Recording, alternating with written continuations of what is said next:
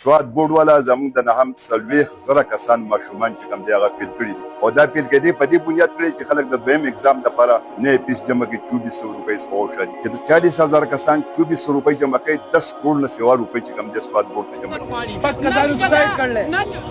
کسانو سوسایډ کړل نن که دا سیسټم سټاپ نه شي دا به سبا مي دا به بل سبا مي دا به لا بل سبا مي که د دوی دا مسلې حل نه شي چا په خپل کور کې نه دي ویلي چا خپل پلار ته نه دي ویلي چا خپل خور ته چا خپل مور.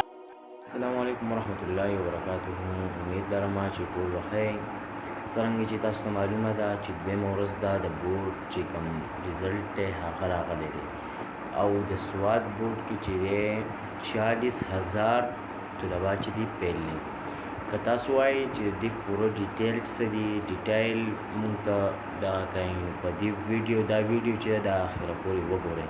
په دې کې تاسو پوه شئ چې چاته ډېره غلطي ده طلباو ډېرې غلطیانې کړلي طلبا ډېر ناقابله دي او په دې بورډ والا ناانصافي کړې. نو راځئ او زه تاسو سره دا ویډیو سواد بورډ والا زموږ د نهم څلوېښت زره کسان ماشومان چې کوم دی هغه فیل کړي دي او دا فیل کېدې په دې بنیاد کړی چې خلک د دویم اگزام دپاره نوی فیس جمع کړي 2400 روپۍ څخه وشالي چې د 40000 کسان 2400 روپۍ جمع کوي 10 کروڑ نه سوا روپۍ چې کوم دی سواد بورډ. زه ورته دا وارنینګ ورکوم که سټوډنټان راووتو زه میر صاحب ډاکټر خالد محمود د سیول سوسایټۍ کسان ټول سیاسي جماعتونو مشران به زه دلته راغواړم او ملګیر چې کوم دی په ټول ضلع کې به د دوی خلاف زه احتجاج دا کومه بې انصافي ده. 40000 کسان فیل کېدل دا د بورډ په تاریخ کې نشته. دا ټول خلک نالایق وو.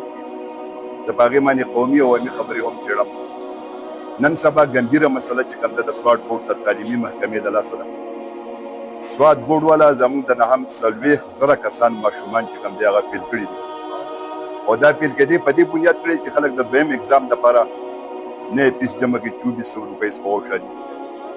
چې د 40000 کسان 2400 روپۍ جمع کوي 10 کروڑ نه سوا روپۍ چې کوم دی سواد بورډ ته جمع کېږي. زه په دې باندې سخت خفقان اظهار کوم او د دې مذمت کوم او د سواد بورډ د چیرمن نه پر زور مطالبه کوم چې پکار دا ده چې د خلکو تحفظات دي سټوډنټان خویندې میندې ټول په کورونو کې په جړه دي. د عوامو د نوجوانانو مستقبل تاسو تباهۍ طرف ته بوتو. پکار دا ده چې د خلکو تحفظات لري کی په دې کې د سواد پرایویټ سکول منیجمنت اسوسییشن د گورنمنٹ سکول نو هډ ماسټران 3 کسان دا راجمع کی د یو سپیشل کمیټي جوړه کی او د تمامو سکولونو کم سے کم 10 پرچې راوباسي چې د دوی اصل حقایق قوم ته مخامخ شي. د قوم سره سنگین ظلم شوی دی او زه ورته دا وارنینګ ورکوم که سټوډنټان راووتو زه میر صاحب ډاکټر خالد محمود د سیول سوسایټۍ کسان ټول سیاسي جماعتونو مشران به زه دلته راغواړم او ملګیر چې کوم دی په ټول ضلع کې به د دوی خلاف زه احتجاج کوم. دا کومه بې انصافي ده چې 40000 کسان فیل کېدل دا د بورډ په تاریخ کې نشته. دا ټول خلک نالایق وو. بس دا پرچې چې چا دا مارکینګ کړی دوم د قوم سره ظلم کړی. لہذا د قوم او د وړو تحفظات یې لرې کړي او دا امن او امان دا مسله چې کوم پیدا کېږي دا د دې نه سوسایډ باندې مجبوره شوي دي. نو د دې سره حل راویستل غواړي. شپږ کسانو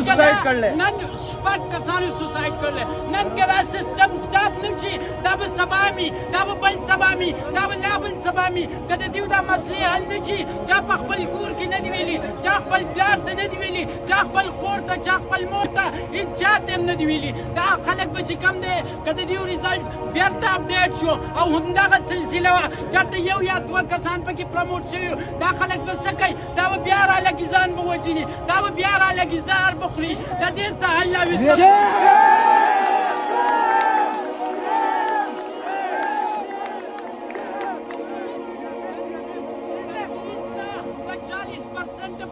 هلکان ولې نان پرموټ شوي دا ولې که جسټس دی نو په مردان ریژن کې ولې داسې نه ده که جسټس دی نو په پېښور ریژن کې ولې داسې نه ده ای دا سوات ریژن والا او د سوات په ریژن کې به ولې ولې داسې ده د سوات په ریژن کې چې دا ریژن ته ډیوایډ کړو ولې په ریژن کې دغه مشکل ده زموږ صاحب